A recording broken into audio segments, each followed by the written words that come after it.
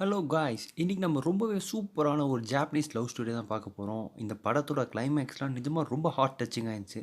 சரி வாங்க டேரெக்டாக படத்துக்குள்ளார போயிடலாம். படத்தோட ஆரம்பத்தில் ரெண்டு பேரும் சண்டை போடுற மாதிரி காமிக்கிறாங்க. ஒன்று யாருன்னா ஹீரோ, அப்புறம் நெக்ஸ்ட்டாக இருக்கவன் ஹீரோவோட ஃப்ரெண்ட். அதே சமயத்தில் நம்ம ஹீரோயினாவும் காமிக்கிறாங்க, ரொம்ப ஹாப்பியாக இருக்கா ஏன்னா ஹீரோ பார்க்கறதுனால. அப்படியே நம்ம ஹீரோவோட ஹெல்மெட்டை கழட்டுறான், இவன் தான் நம்ம படத்தோட ஹீரோ. அப்புறம் நல்லா சண்டை போட்டு முடிச்சுட்டு நல்லா சாப்பிட்லான்னு சொல்லிட்டு கேன்டீன் போகிறாங்க. போனால் ஒரே கேர்ள்ஸ் ஃபேன்ஸ் தொல்லை தாங்க முடியலன்ற மாதிரி நம்ம ஹீரோ கடுப்பாக, இந்த கொரியன் படத்தையும் ஜாப்பனீஸ் படத்தையும் ஏன் தான் இப்படி வைக்கிறாங்களோ தெரியல. ஆனால் ரியாலிட்டியில் இது மாதிரி ஒன்றுமே நடக்காது. அப்புறம் சாப்பாடெல்லாம் கொஞ்சம் பிளேட்டில் போட்டுட்டு நம்ம ஹீரோ என்ன பண்ணுறான், ஹீரோயின் முன்னாடி வந்து உட்காடுறான். உட்காந்த உடனே அவ்வளோதான், நம்ம ஹீரோயின் ரொம்ப நர்வஸ் ஆகிட்டா. ஏன்னா இவ்வளோ ஒரு அழகான ஒரு பையன் நம்ம முன்னாடி வந்து உட்காரான்னு சொல்லிட்டு குடு குடுன்னு நான் ஒரு பிரெட் எடுத்துகிட்டு வரேன்னு சொல்லிட்டு ஒரே ஓட்ட ஓடி போயிடறா. போகிறப்ப டக்குன்னு தடுக்கி கீழே விழுந்துடா.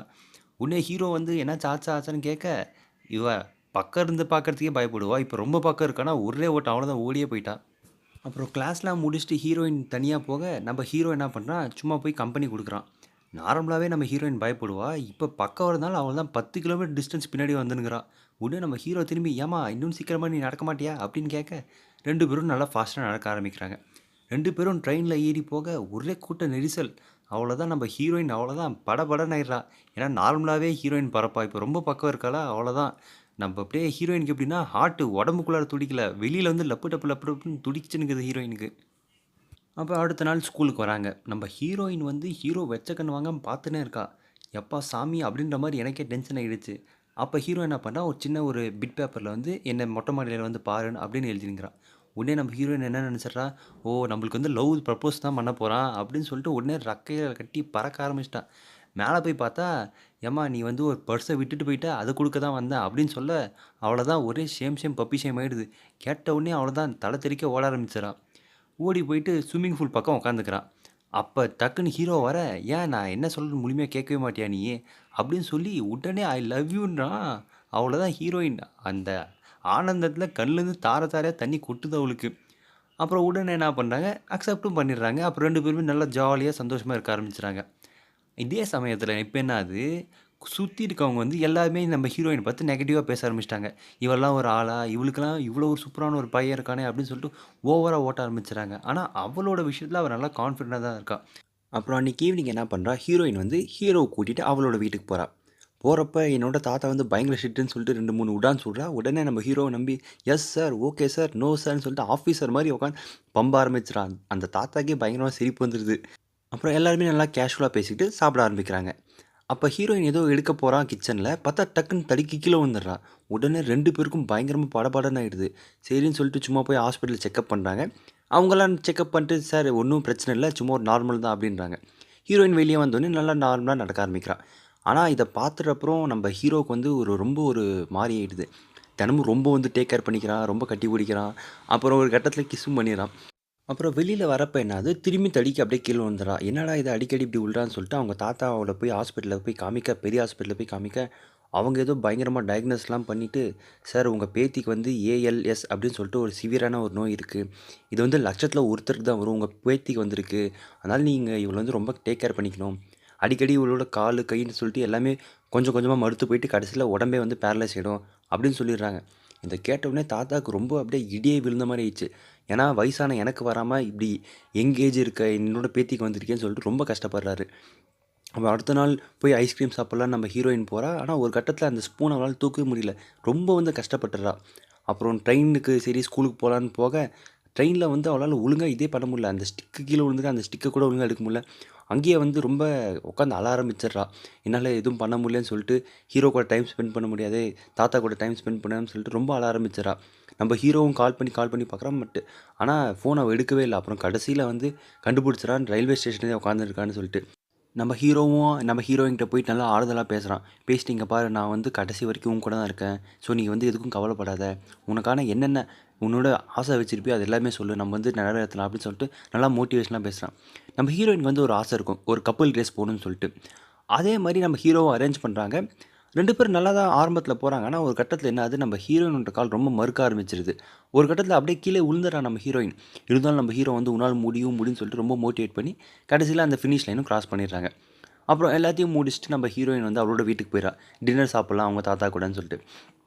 ஆனால் ஒரு கட்டத்தில் அவங்களோட தாத்தாவோட மூஞ்சியை அவளால் பார்க்க முடியல. ஏன்னா நம்ம தாத்தாக்கு வந்து இவ்வளோ ஒரு கஷ்டத்தை கொடுக்குறோமே, ஒரு பாரமாக இருக்கமேன்னு சொல்லிட்டு ரொம்ப ஃபீல் பண்ணி அப்படியே அழ ஆரம்பிக்கிறான். நம்ம தாத்தாவாலையும் அவளோட பேத்தி அப்படி பார்க்கவே முடியல. ஏன்னா ரொம்ப அவளும் கஷ்டப்படுறாரு. அப்புறம் அடுத்த நாள் வந்து அவள் வந்து ஸ்கூலுக்கு போகவே இல்லை அந்த ஹோல் டேவும். அன்றைக்கி ஈவினிங் வந்து நம்ம ஹீரோவை வந்து ஹீரோயினை பார்க்கலான்னு வரா. அவள் வந்தான்னு தெரிஞ்ச உடனே நம்ம ஹீரோயின் அப்படியே பறக்க ஆரம்பிச்சாரா. இருந்தாலும் அவளால் ஒழுங்காக நடக்கவே முடியல. அப்படியே ரொம்ப தட்டு தடுமாறி தான் அப்படியே போய் கட்டி பிடிச்சி ரொம்ப ஓன்னு உட்காந்து அழ ஆரம்பிச்சிடா. உன்னை பார்க்காம என்னால் இருக்க முடியலன்னு சொல்லிட்டு ரொம்ப அழ ஆரம்பிச்சிடா. நம்ம ஹீரோவும் நல்லா சமாதானப்படுத்தி நல்லா ஆறுதலாக பேசுகிறான். பேசிட்டு உன்னால் முடியும்னு சொல்லிட்டு ரொம்ப மோட்டிவேஷனலாக பேசுகிறான். ஆனால் ஒரு கட்டத்தில் நம்ம ஹீரோக்கே அப்படியே கோவம், வெறுப்பு, ஃப்ரஸ்ட்ரேஷன். ஏன் என்னோட ஹீரோயினுக்கு மட்டும், ஏன் என்னோட கேர்ள் ஃப்ரெண்ட் மட்டும் இது மாதிரி ஆகணும்னு சொல்லிட்டு அப்படியே ரொம்ப கத்த ஆரம்பிச்சிடான். இருந்தாலும் அதெல்லாம் நம்ம ஹீரோயின் முன்னாடி வெளிக்காட்டுறதில்ல. ஏன்னா ஹீரோயின் வந்து ஃபீல் பண்ணுவான்னு சொல்லிட்டு. அதனால் எங்கே போனாலும் ரொம்ப வந்து டேக் கேர் பண்ணிக்கிறான், ரொம்பவே பார்த்துக்கிறான், ரொம்ப கேரிங்காக இருக்கான். அதே சமயத்தில் நம்ம ஹீரோயின் வந்து எப்பயுமே ஸ்டிக் வச்சு தான் வந்து ஸ்கூலுக்கு வர ஆரம்பிக்கிறான். ஒரு டைம் என்ன ஆகுது, நம்ம ஹீரோக்கு வந்து ஏதோ சின்னதாக ஒரு மேட்ச் இருக்குன்னு சொல்லிட்டு அங்கே போயிடறான் ஸ்கூல்லேயே. அப்போ ஹீரோயின் வந்து பாத்ரூம் போகலான்னு சொல்லிட்டு போகிறா. பார்த்தா அங்கேயே வந்து பாத்ரூம் போயிடுறா. நம்ம ஹீரோயினோட ஃப்ரெண்டு பார்த்துட்டு ரொம்ப வந்து கஷ்டப்படுறா. நம்ம ஹீரோயின் வந்து இப்படி ஆகுதே அப்படின்னு சொல்லிட்டு. அப்புறம் அன்னிலேருந்து அவள் வந்து ஸ்கூலுக்கே போகிறதில்ல. நம்ம ஹீரோவும் வந்து கேட்குறான், வீட்டில் வந்து கேட்குறான், என்னாச்சு என்ன பிரச்சனை அப்படின்னு சொன்னோடனே தாத்தாவும் எல்லாத்தையும் எடுத்து சொல்கிறாரு. இதை கேட்டவுடனே நம்ம ஹீரோவுக்கு ரொம்ப கஷ்டமாயிடுது. அதுக்கப்புறம் அன்னிலேருந்து ஹீரோயின் வந்து ரொம்ப ஸ்டபன் ஆயிடுறா. நான் வந்து வெளியில் போகக்கூடாது, யார்ட்டையும் பேசக்கூடாது, யார்ட்டையும் பழக்கக்கூடாது அப்படின்னு சொல்லிட்டு தன்னோட இதிலேயே அப்படியே ஃபிக்ஸ் ஆகிட்டா. ஆனால் நம்ம ஹீரோ வந்து விட்டுறதா இல்லை. எப்படியாச்சும் அவளை இது பண்ணணும் அப்படின்னு சொல்லிட்டு ரொம்ப ட்ரை பண்ணுறான். அதே சமயத்தில் தாத்தாவும் ஒரு கட்டத்துக்கு கடுப்பாயிடுறாரு. ஏம்மா நீ வந்து வீட்டிலே இருந்தால் உன்னால் இது பண்ண முடியாது, நீ வந்து வெளியில் போகணும்னு சொல்லிட்டு நல்லா என்கரேஜ்மெண்ட்டாக பேசுகிறாரு. அப்புறம் நம்ம ஹீரோ என்ன பண்ணுறான், ஹீரோயினை வந்து கூட்டிகிட்டு நிறைய இடத்துக்கு போகிறான். ஒவ்வொரு இடத்துக்காக போயிட்டு ஒவ்வொரு விஷயமா அவளுக்கு வந்து ஃபீல் பண்ண வைக்கிறான். இது மாதிரி இதுதான் உலகம் அப்படின்னு சொல்லிட்டு ரொம்ப டேக் கேர் பண்ணி பார்த்துக்கிறான். அப்புறம் ட்ரக்கிங்கும் போகிறாங்க, நல்லா மலை ஏறுறாங்க, அந்த ஸ்டார்ஸு, அந்த மூன் அப்படின்னு சொல்லிட்டு பல விஷயத்தை வந்து நல்லா பார்த்து ரசிக்கிறாங்க.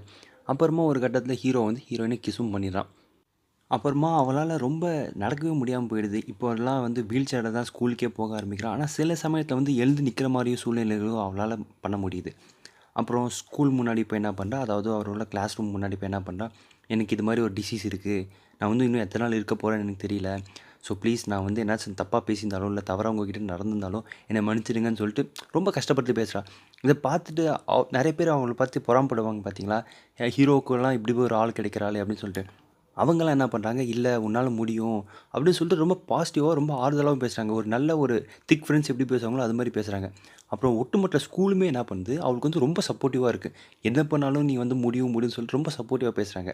இவளுக்கு வந்து கடைசி ஆசை வந்து ஒன்றே ஒன்று இருக்கும். நம்ம ஹீரோயினுக்கு வந்து கடைசி ஆசை ஒன்று இருக்கும். அதாவது ஸ்கூல் வந்து கிராஜுவேட் ஆகணும், ஒரு நல்ல மார்க் எடுக்கணும் அப்படின்னு சொல்லி. அதனாலே ரொம்ப சின்சியராகவும் படிக்க ஆரம்பிக்கிறா. நம்ம ஹீரோவும் பயங்கரமாக ஹெல்ப் பண்ணான். அந்த எக்ஸாமும் வருது. அந்த எக்ஸாமும் ரொம்ப சக்ஸஸ்ஃபுல்லாக எழுதி முடிக்கிறா. எழுதி முடிச்சுட்டு ஒரு நல்ல ரேங்க்கும் எடுத்துகிட்டு ஒரு நல்ல ஒரு கெத்தாகவும் இருக்கா இப்போ. ஏன்னா அவளோட ஆசை வந்து கடைசி ஆசை நிறைவேறிச்சுன்னு சொல்லிட்டு. அதே மாதிரி கிராஜுவேஷன் டேவும் வருது. அவள் அந்த வீல் சேர்லேயே போனாலும் ரொம்ப கான்ஃபிடெண்ட்டாக போகிறாள். நான் வந்து சாதிச்சிட்டேன், என்னால் முடியும் அப்படின்னு இந்த உலகத்துக்கு காமிக்கணும்னு சொல்லிட்டு ரொம்ப சாதிச்சிட்ட மாதிரி ரொம்ப ஒரு அந்த ஒரு கான்ஃபிடென்ட்டோட போகிறாள். போயிட்டு அந்த கிராஜுவேஷனும் அப்படியே வாங்குறா. அப்படியே நம்ம ஹீரோ அந்த அழகை பார்த்து ரசிக்கிறான். என்னோட கேர்ள் ஃப்ரெண்ட் கடைசியில் சாதிச்சிட்டா, இவளுக்கு வந்து இவ்வளோ கஷ்டம் வந்தாலும் அவன் வந்து எவ்வளோ நம்பிக்கையாக இருக்கா, அது மாதிரி தான் நம்பி இருக்குன்னு சொல்லிட்டு இந்த படத்தை அப்படியே முடிக்கிறாங்க. இந்த படத்தை சொல்ல ஒரு விஷயம் ஒன்றே ஒன்று தான், நம்பிக்கை. உங்களால் முடியும், நீங்கள் நம்புங்க. உங்களுக்கு வந்து எவ்வளோ ஒரு தடை வந்தாலும் முடியும்னு கடைசி வரைக்கும் போராடுங்க. எப்படி நம்ம ஹீரோயினுக்கு எவ்வளோ பிரச்சனை வந்தாலும் கடைசியில் கிராஜுவேட் ஆகணும், நம்ம ஹீரோ கூட நல்லா இருக்கணும் அப்படின்னு நினச்சாலும் அதை வந்து சக்ஸஸ்ஃபுல்லாக முடிச்சிட்டா. அது மாதிரி உங்களை நம்புங்க. Thank you guys.